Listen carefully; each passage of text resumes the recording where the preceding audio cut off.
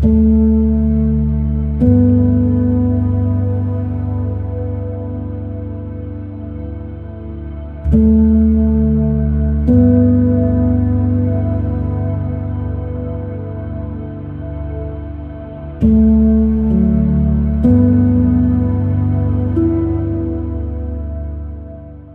do I hunt? I hunt, I think, because it's a multifaceted thing. Like, it isn't just about the kill. It isn't just about, it's an experience every single time you go out. It's a different kind of adventure and in its own unique way, and has its ups and downs. And, sometimes those downer hunts are some of the better ones, because when you do finally get successful in the end, it's so much more rewarding, and I don't think you really get that anywhere else other than on a hunt.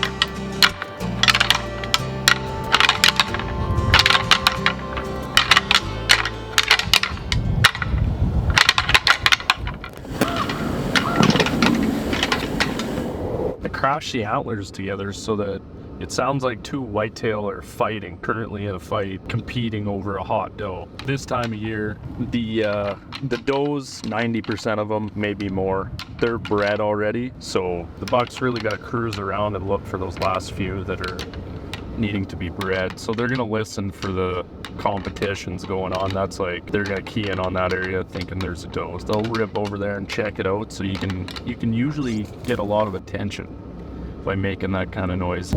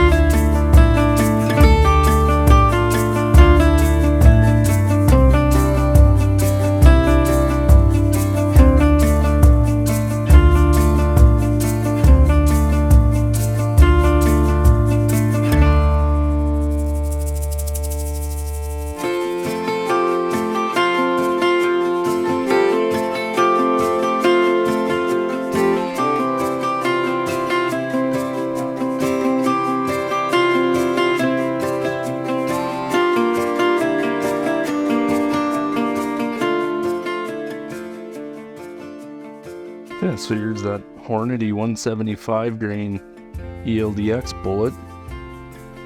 And here's one I recovered off my mule deer that I shot at 500 yards. Just caught it in the hide on the other side of him. And I think this weighed 120 grains, so it's right around 65% bullet retention. So yeah, and that's kind of what they look like when they expand in an animal. And that's why they're so lethal. All right, we are gonna make a bullet. So, just gonna grab a piece of brass. So these ones are already basically ready to go.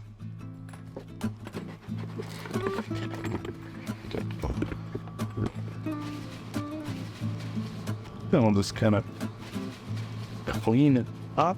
They don't want shit going in your reloading dies. These here are your reloading dies for your, it's caliber specific. This is for 28 Nosler. This is a set of Redding reloading dies. And each die has a purpose. And this one you can see FL, that's a full length sizing die. So that's basically going to size the whole brass. These Redding deluxe die kits come with just a neck sizing die, and all it will size is the neck of the bullet for you. It won't touch the shoulders or anything. And I've kind of found that you get better accuracy if you full length size and push those shoulders back a couple thou every time. So that's the step one. We got to take this old primer out and size the case. So we will, I'll take this die out of the press. This is the seating die. It's the last time I was reloading. It's the last step, so we'll just put that aside for now. We'll put that full length die in the press. You always want to lubricate your brass before you put it in a sizing die. I like to get the neck, shoulders, and a bit of the body with some of this wax lubricant. Not too much, just a thin little layer. Because if you don't, when you jam that brass in the die, you're going to have a heck of a time getting it back out if you don't have any lube on there. Anybody who's ever done that will know exactly what I'm talking about. Just work this lever down and it just slides the brass up in. I can feel I'm getting resistance now. It's sizing that neck. And then that last little bit, it's pushing those shoulders back about 2/1000 of an inch. He's back out. Then I just clean all that lubrication off. You see how it popped the old primer out? So we'll have to clean that primer pocket up. Just wipe all that lube back off. Alright. I got this little tool here. This sure speeds things up for a guy. So, this is a multi-tool. It can trim the case. I'll put this in here. You gotta trim and square up the face of that neck. And then you'll ream and just take the burrs off the neck with those tools. And this is the primer pocket cleaner there. So turn it on, you can see. So I'll just I've already got this set up to size my cases already. So I was doing this earlier. Just work it in there. Doesn't feel like it even touched it hardly, so that case is not over length. When you square that up a bit, make sure you have no burrs on there. That's nice. Clean the primer pocket.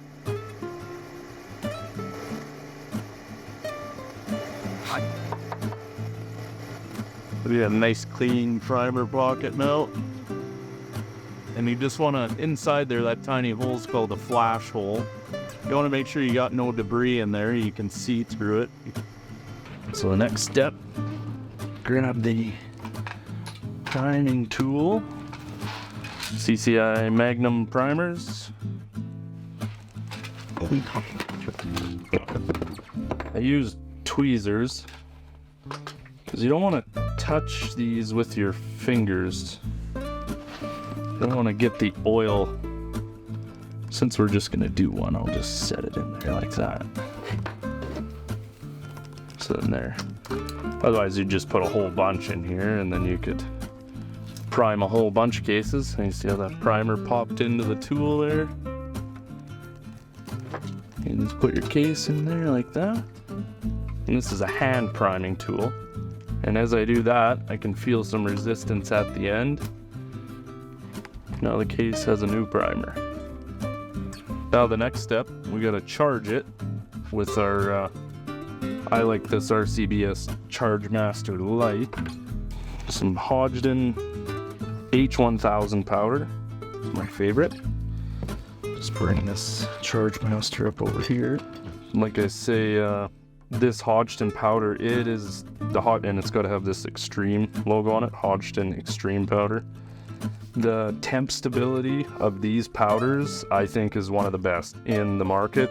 And what that means is if it's -40 outside, it's going to perform the same as if it was plus 40 outside, say. You'll have a very low velocity spread between the temperatures, so it's consistent. And that's what you want, especially in Canada. You go out in the morning and it's minus 10 outside, and then by the afternoon it's plus 10. So when your ammunition changes temperature like that, guys can have problems if you're using an unstable powder.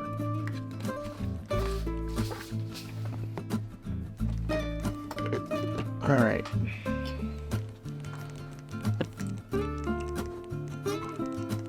This is just a little trick I like to use so it doesn't overcharge your cases. Sometimes these auto tricklers can be finicky, but I found if you just put this little straw inside these things, you never have an issue. So first thing I'm going to do is calibrate it. So that's a 0. Now it wants 50 grams. Put 50 on there. Let it stabilize. Now it's going to want 100.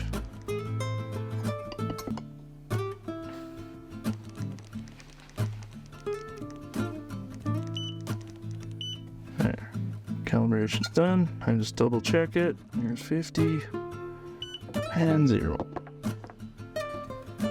Pan back on. Let it stabilize. Perfect. 0 it. Now the charge for this particular case is 75 grains. So I just punch in 75 and hit go. And this thing just weighs the charge out for me. So I can be doing other things while this thing's weighing its powder for me. It's extremely accurate too. So pretty happy with this thing. Then we'll put in the seeding dye.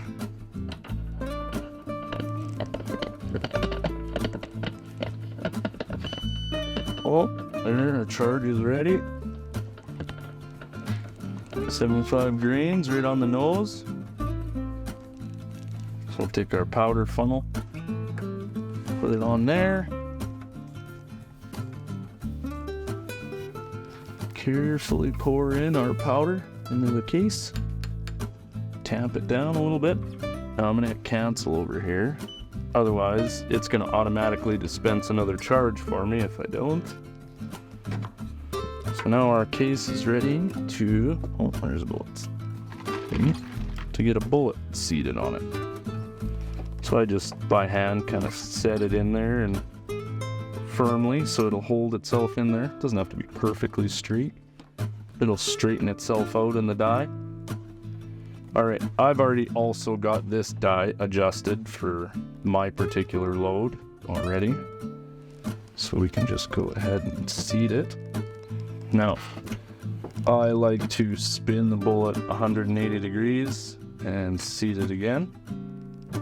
Just in case there is any inconsistencies in there and it's not concentric.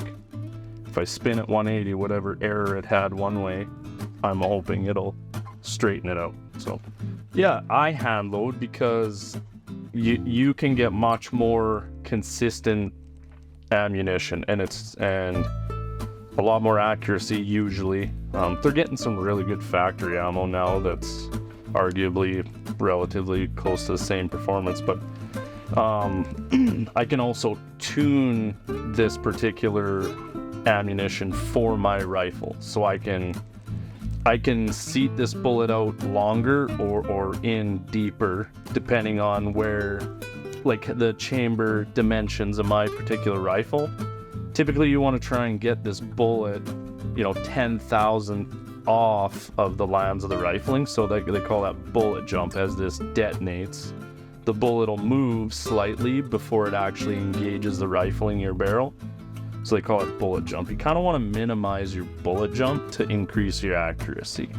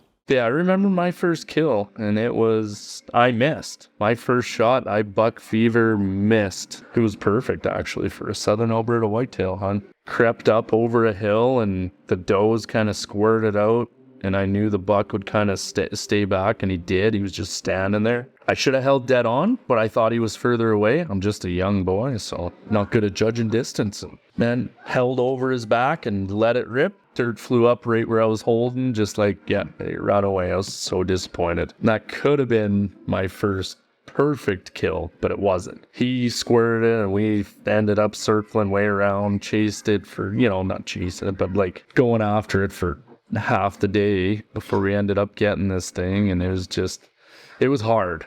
But you always want, as a kid, you're envisioning your first kill as this perfect, like, yeah, sneaking up, he doesn't know I'm there. You end up making a mistake like that. I remember the disappointing feeling that I felt in that moment was pretty hard to live down, but yeah.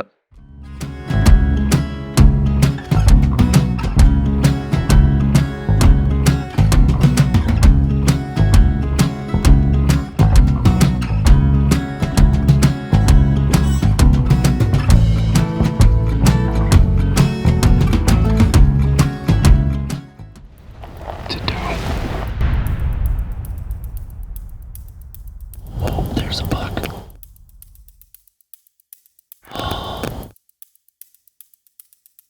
I'll shoot him.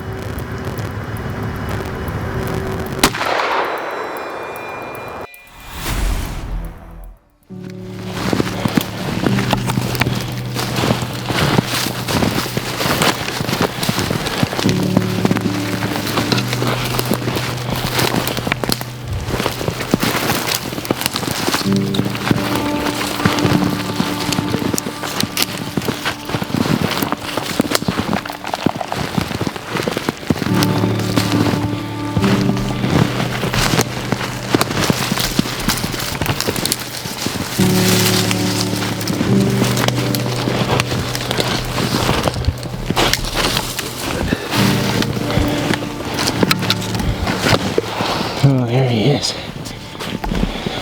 Big old bushwalk for you, buddy. There's a strategy side of it. You want to outsmart the animal in his own backyard, right? Like, you want to come in there and fool him. So there's a sense of accomplishment when you do that, like, because these animals are really keen, especially in these areas. There's a lot of hunting pressure. There's not only from humans, but bears, cougars, wolves. Like, these things are intelligent. So it isn't just, you go out and shoot something. There's so much more to it usually. And I think everybody's different too in their own way, right? Like, everybody has some guys do just want to, the couple days a year and just go out, shoot the first animal they see, and that's fine too. Everybody's in it for their own whatever, right? But for me, it's, yeah, like, the rewarding sense of accomplishment when you finally get that encounter with that target buck and kill him or whatever, right? Like, and then there's the people you're with. You get to celebrate, when we're out there, we're just woo, right? High fiving. So you're making memories. I don't know.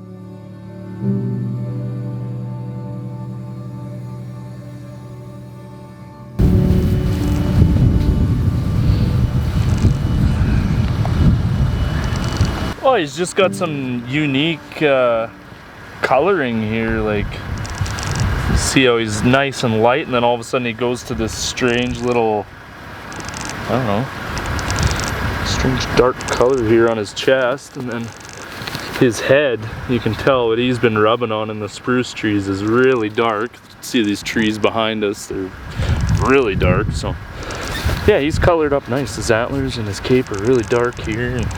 Cool looking buck. I like to get rid of these scent glands here. You can see they kind of piss all over themselves here, and these are kind of stinky.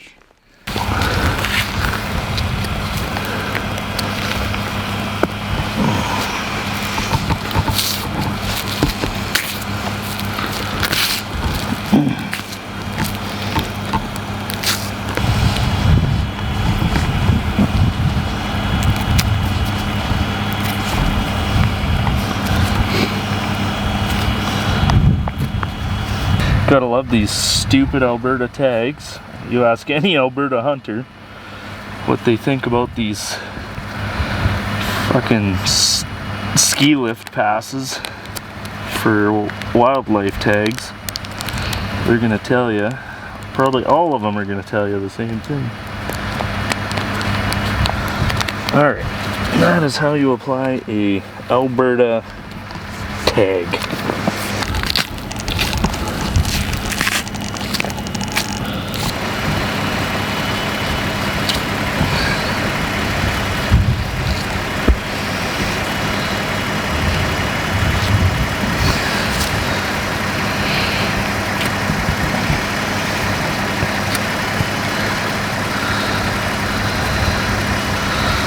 Try and go as straight as possible down the leg like that for your cape.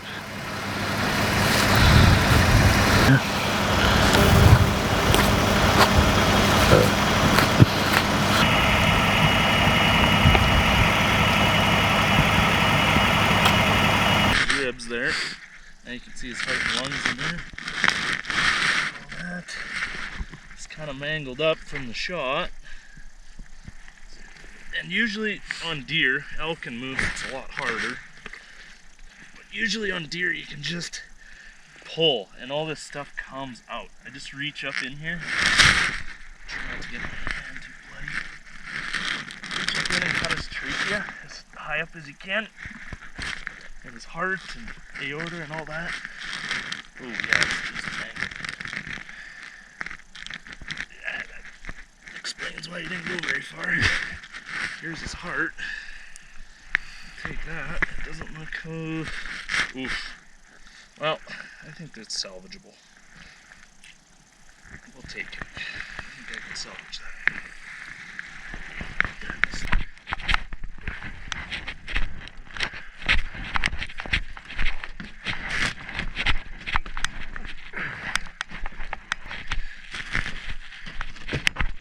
That's nice.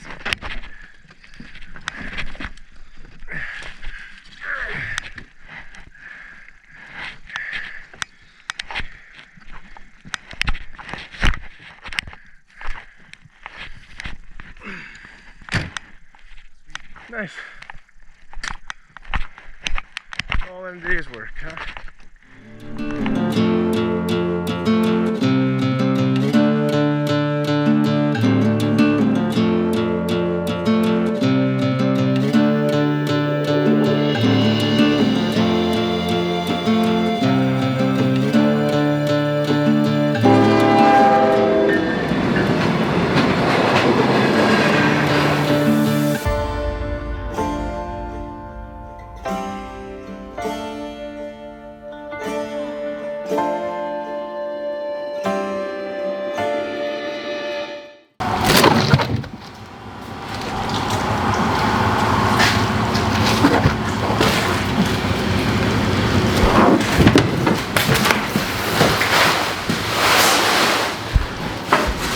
Shouldn't have got all that blood all over the garage.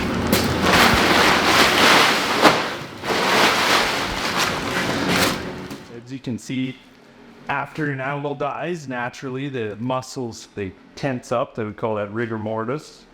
And the idea behind hanging an animal for as long as you can is you want the muscle to then like relax again after the rigor mortis. So there's an expression they call hang it till you drop. So they'll hang it up, they'll measure from the floor to their nose, and after a couple weeks the meat will relax and everything will just start dropping to the floor, and they can actually notice when that starts happening. And once that everything sags down and it's done dropping, now it's good to process the meat.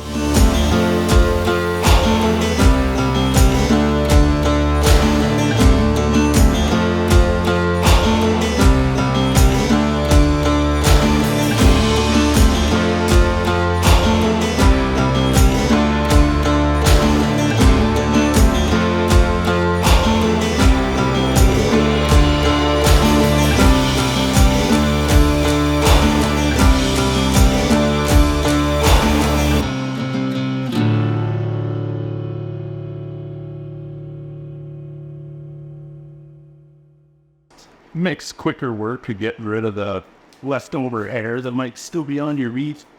Just run a quick torch over top and it just singes that air down. Just washing all the blood off these antlers. Because if you leave them on there overnight, that blood will soak in and it'll actually stain them. And you won't be able to get it off. It'll be really hard. You'll actually end up having to take the darkness out of the antlers that he naturally has to get the blood off. So, if you go in lots of places in the Midwest, you won't get this dark, especially right here on his bases and on his face, how dark that is. That's only northern boreal forest whitetail to get that.